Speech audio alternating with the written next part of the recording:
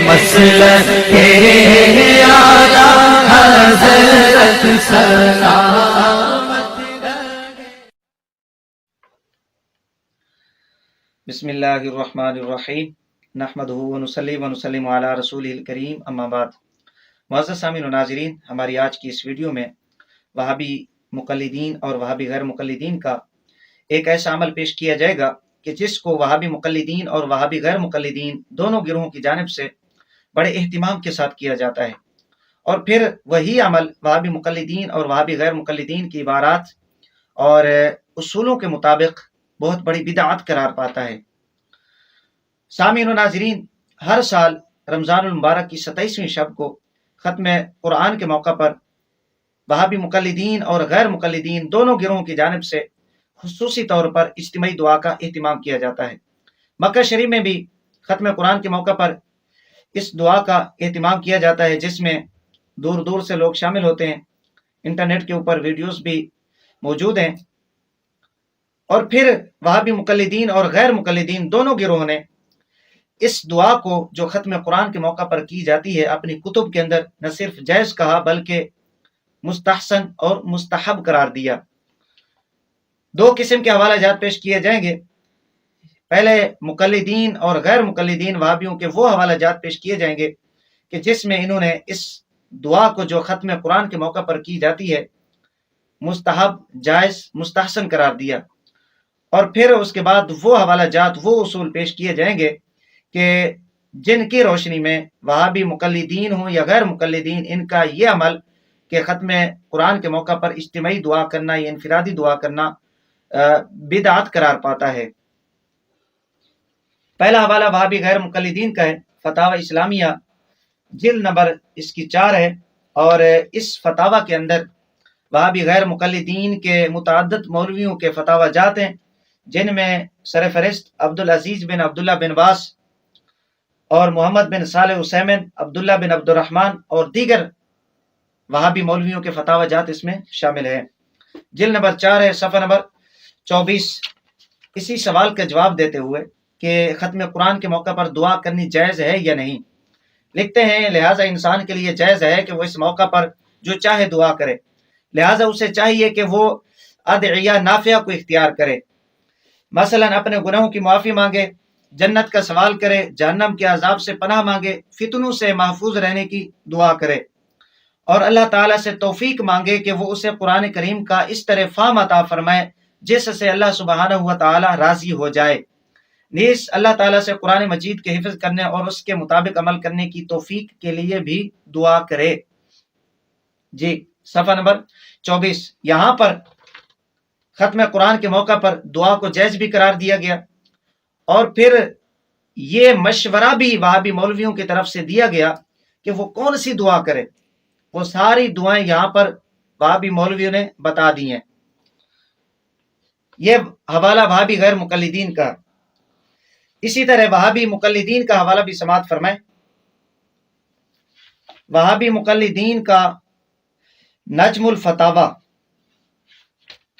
صفحہ نمبر 189، جلد نمبر 1، لکھتے ہیں ختم قرآن کے بعد اجتماعی اور انفرادی دعا کرنا مستحسن عمل ہے، اور رمضان المبارک چونکہ نزول رحمت کا مہینہ ہے، جبکہ ختم قرآن کا موقع بھی نزول رحمت و برکت کا ہے، لہٰذا اس موقع پر بلا نیت التزام اجتماعی یا انفرادی دعا کرنا نہ صرف جائز بلکہ مستحسن عمل ہے۔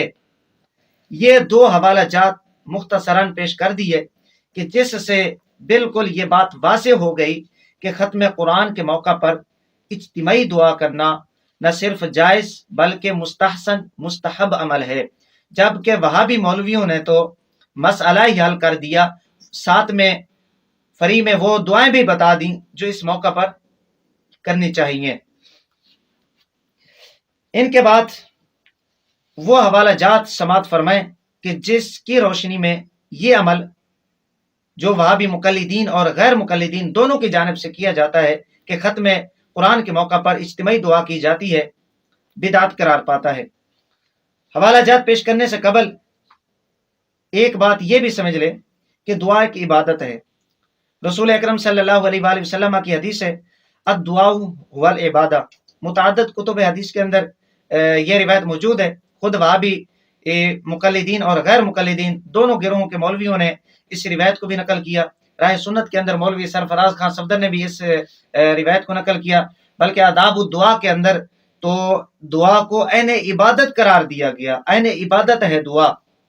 تو عبادت کے متعلق وہابی مقلدین اور وہابی غیر مقلدین کے اصول کیا کہتے ہیں وہ ذرا سماعت فرمائیں. پھر آپ کو معلوم ہو جائے گا کہ ان کا یہ عمل کہ جس کو یہ کرتے بھی ہیں جائز بھی قرار دیا اور پھر اپنی کتب کے اندر مستحب مستحسن بھی قرار دیا، یہ کتنی بڑی بدعت ہے. وہابی غیر مقلدین کے امام مولوی ناصر الدین البانی فتاوی البانیہ جلد 1 صفحہ نمبر 281 پر بدعت کا ایک اصول لکھتے ہیں: کوئی بھی دعا یا عمل جس کے بارے میں کوئی حدیث ثابت نہ ہو تو اس پر عمل کرنا بدعت ہے. اسی طرح وہابی غیر مقلدین کے ہی امام مولوی ثناء اللہ وہابی فتاوی ثنائیہ جلد 1 صفحہ نمبر 654 پہ لکھتے ہیں: بدعت اس کام کو کہتے ہیں جس کو شریعت نے کار ثواب نہ کہا ہو اور عامل اس پر ثواب کی نیت کرے. ظاہر بات ہے دعا ایک عبادت ہے. جو بھی دعا کرتا ہے عبادت سمجھ کر کرتا ہے، اس کو ثواب ملتا ہے اس کے اوپر.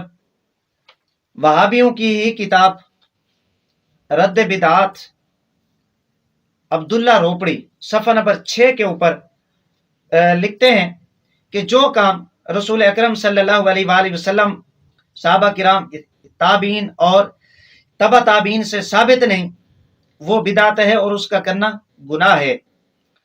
اور اسی طرح یہی فتاوی اسلامی ہے جس کا حوالہ پیش کیا جا چکا ہے، جلد نمبر 4 پہ ہی صفحہ نمبر 29 پہ اصول لکھا: صدق اللہ العظیم تلاوت کرنے کے بعد جو یہ جملہ استعمال کیا جاتا ہے، بولا جاتا ہے، اس کے متعلق یہ کہتے ہیں کہ یہ اللہ تعالیٰ کی ثنا اور اس کی عبادت ہے. اور جب یہ عبادت ہے تو پھر یہ جائز نہیں کہ ہم شرعی دلیل کے بغیر اللہ تعالیٰ کی عبادت کا کوئی طریقہ ایجاد کریں.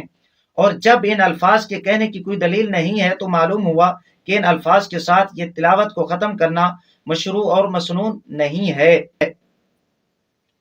یہاں سے یہ بات بالکل واضح ہو گئی کہ جو بھی اللہ تعالیٰ کی عبادت ہے اس کا طریقہ شرعی دلیل کے بغیر ہم اپنی طرف سے ایجاد نہیں کر سکتے. ہمیں دلیل شرعی کی ضرورت ہے اس کے لیے. یہ اصول فتاوی اسلامیہ جلد نمبر 4 صفحہ نمبر 29 کے اوپر موجود ہے. ان اصولوں کے بعد یہ بات بالکل واضح ہو گئی کہ وہابی مقلدین اور غیر مقلدین کی جانب سے جو یہ اجتماعی دعا مانگی جاتی ہے ختم قرآن کے موقع پر، نہ یہ قرآن سے ثابت ہے، نہ رسول اکرم صلی اللہ علیہ وآلہ وسلم کی حدیث سے ثابت ہے، نہ ہی صحابہ کرام میں سے ثابت ہے، نہ ہی تابعین میں سے کسی تابعی سے ثابت ہے، نہ ہی تبع تابعین سے ثابت ہے. ان کے پاس اپنے اس عمل کی اگر دلیل ہے کہ ختم قرآن کے موقع پر نبی رسالت صلی اللہ علیہ وآلہ وسلم نے اجتماعی دعا مانگی ہو، ہمیں بتایا جائے، وہ دلیل پیش کر دی جائے. صحابہ کرام میں سے کسی صحابی نے یہ کام کیا ہو، یہ دلیل لائیں. تابعین میں سے کسی تابعی نے یہ کام کیا ہو، حدیث پیش کر دیں، دلیل پیش کر دیں. تبع تابعین میں سے کسی نے یہ کام کیا ہو، یہ ہمیں دلیل پیش کر سکتے ہیں. ہم سے سوال کرتے ہیں، ہم سے پوچھتے ہیں کہ تمہارا یہ عمل قرآن کی کس آیت میں ہے، کس حدیث میں ہے، کس صحابی سے ثابت ہے، کس یہ تابعی سے ثابت ہے. ہم بھی یہ حق رکھتے ہیں کہ تم بتاؤ ختم قرآن کے موقع پر اجتماعی دعا کرنا کس حدیث میں ہے، کس صحابی سے ثابت ہے، خلفائے راشدین میں سے کس نے یہ کام کیا، تابعین میں سے کس نے یہ کام کیا، تبع تابعین میں سے کس نے کیا.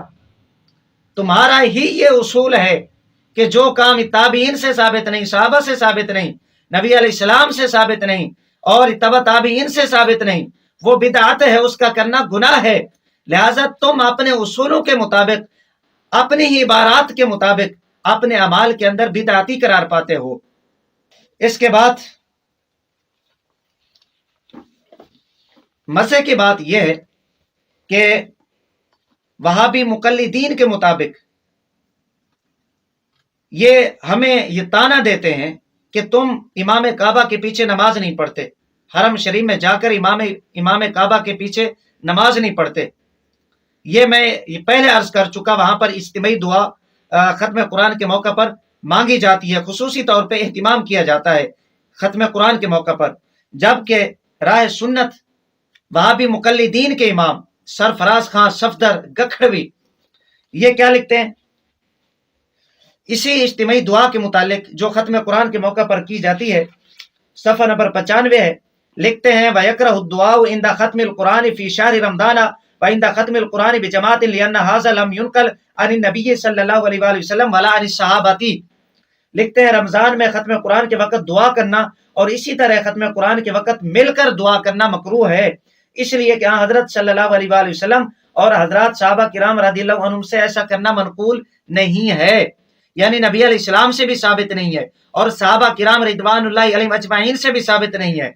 और फिर यही किताब सफ़ा नंबर 97 के ऊपर यही सरफराज खान सफदर गखड़वी जो वहाबी मुकल्लिदीन के इमाम है, लिखते हैं कि हजरत फुक़हा अहनाफ इसको मकरूह भी कहते हैं और बिदअत भी, और दलील सिर्फ इतनी ही पेश करते हैं कि हजरत सल्लल्लाहु अलैहि वसल्लम और हजरत सहाबा किराम और ताबीन से मनकूल नहीं है। और फिर सफ़ा नंबर 98 के ऊपर यही बात आगे लिखते हैं कि चूंकि ये काम हजरत सहाबा किराम और ताबीन से मनकूल नहीं, लिहाजा बिदअत है।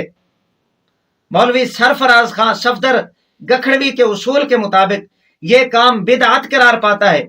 और फिर ये भी वहाबिया दयाबना इस्माइलिया का उसूल है कि जो बिदअती है वो जहन्नमी कुत्ता है।